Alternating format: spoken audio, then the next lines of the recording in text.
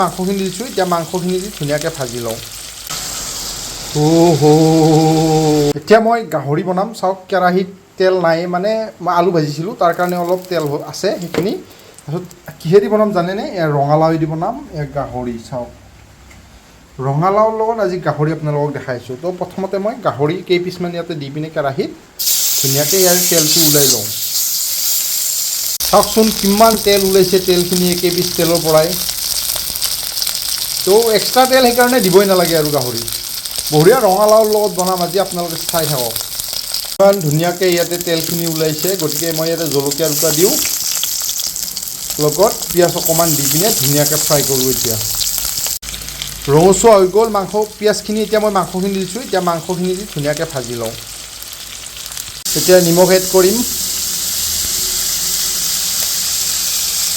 মাংসখিনি অলপ দেৰিকৈ ভালকৈ ভাজিব লাগিব, কাৰণ মই বইল কৰি লোৱা নাই আজি। বইল কৰি ল'লে মানে গাহৰিৰ টেষ্টটো অলপ বেলেগ হয়।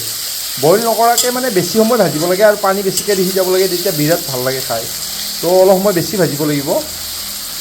চাওক, ৰঙচুৱা হোৱাকৈ ভাজি ল'ম। আৰু তেল কিমান ওলাইছে চাওকচোন।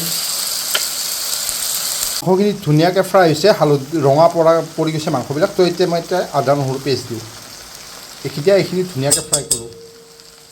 এতিয়া মই ইয়াতে ৰঙালাওখিনি দিওঁ, বেছি নিদিওঁ ৰঙালাও, অলপমান দিম। ৰঙালাওখিনি ধুনীয়াকৈ এতিয়া ফ্ৰাই কৰোঁ। ৰঙালাওখিনি সিজিব লাগিবতো মাংসৰ লগতে। এতিয়া মই ইয়াতে হালধি অকণ দিওঁ, ভাজা হ'ল, পানী দিম যিহেতু। ধুনীয়াকৈ মাংসখিনি ফ্ৰাই হৈছে, এতিয়া মই পানী দিওঁ ইয়াতে, মানে একদম মানে হেৰি হৈ গৈছে। পানী দি সিজাব লাগিব, নহ'লে মানে নিসিজেতো মাংসটো। আৰু বেছিকৈ দিম পানী, এইখিনি গৰম পানী আছিলে দিলোঁ। তো এতিয়া পানীখিনি দি পিনে ঢাকি দিওঁ। চাওকচোন কি উতল আহি আছে, পানী দিছিলোঁ। তো ধুনীয়াকৈ এইখিনি হ'ব লাগিবতো, উতলিব লাগিব। মাংস অলপ গাহৰি মাংস বেছিকৈ সিজাব লাগে, তাৰ কাৰণে। চাওক, এতিয়া মানে কি কৰোঁ, ৰঙালাওখিনি ভাঙি দিওঁ। মই মানে ৰঙালাওটো মিহি হ'লেহে খাই ভাল পাওঁ, চঙালাওবিলাক। তো ইয়াতে ধুনীয়াকৈ চাওক সিজি গৈছে, এনেকৈ গুড়ি কৰি দিওঁ ৰ'ব ৰঙালাওবিলাক। আৰু আলু দিয়া নাই আজি, আলু নিদিওঁ, একদম আলু নিদিওঁ। তো ধুনীয়াকৈ ৰঙালাওখিনি অকণমান এনেকৈ কৰি দিওঁ। মই মানে ভাঙি দিলে বেছি খাই ভাল পাওঁ। চাওক, মাংসৰ পানী শুকাই গ'লে একদম ধুনীয়াকৈ।